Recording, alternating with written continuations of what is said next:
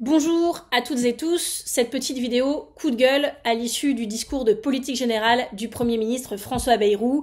Je vais pas insister sur tous les sujets, moi je vais vous parler de l'écologie. Ça fait quelques jours, vous avez suivi, que l'on discute avec certains membres de ce gouvernement pour essayer de faire avancer plusieurs sujets, celui de la justice sociale, celui des retraites, celui de l'écologie.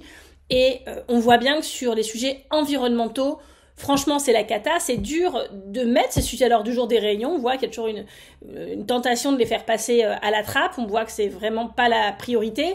Et puis, je dois le dire aussi, on a besoin que nos partenaires qui discutent mettent aussi cette priorité sur la table parce que on voit bien, malgré le fait qu'on est en 2024, malgré le fait que l'habitabilité même de la planète est remise en question aujourd'hui, malgré le fait que les limites planétaires, on les dépasse une à une et qu'elles sont irréversibles, malgré le fait que la biodiversité s'effondre, malgré le fait que Copernicus ait déclaré, là ça y est, que nous avions dépassé en 2024, c'est le bilan de l'année, les 1,5 degré de moyenne de réchauffement global de la planète, ce qui est le seuil au-delà duquel, déjà on avait dit aux accords de Paris qu'on ne devait pas le dépasser, mais aussi au-delà duquel les choses peuvent s'emballer. On connaît des catastrophes climatiques en France, je ne vais pas vous refaire de toute la liste des départements touchés par les inondations, par les sécheresses, par les cyclones aussi, avec une pensée très émue pour Mayotte. On voit les méga-feux aussi du côté de Los Angeles.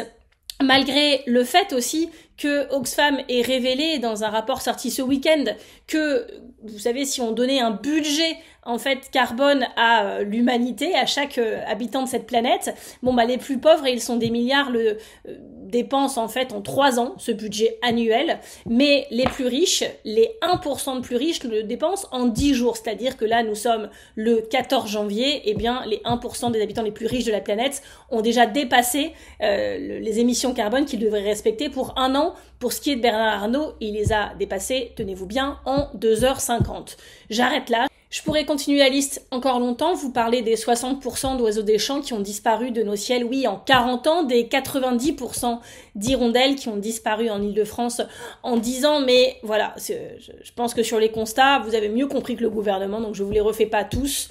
Je suis fâchée du fait que l'écologie tienne toujours aussi peu de place dans nos débats publics, aussi peu de place dans les discours du Premier ministre. Il a même parlé de l'avenir de nos enfants pour parler du système de retraite, mais pas pour parler de l'écologie. Et c'est pourtant bien de ça dont il s'agit.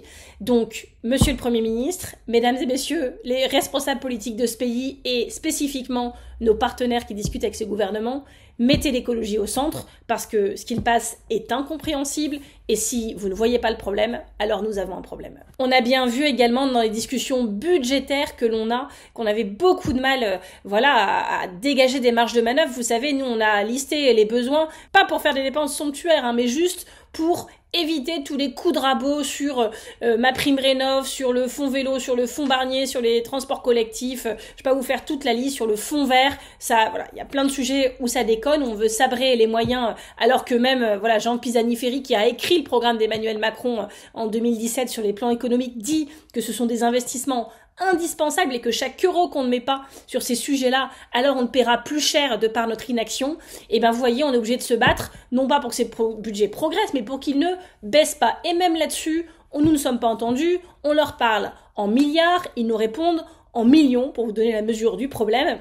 Alors, vous nous connaissez, on va pas se laisser démonter, on va continuer à se battre, mais sérieusement, il va falloir se bouger.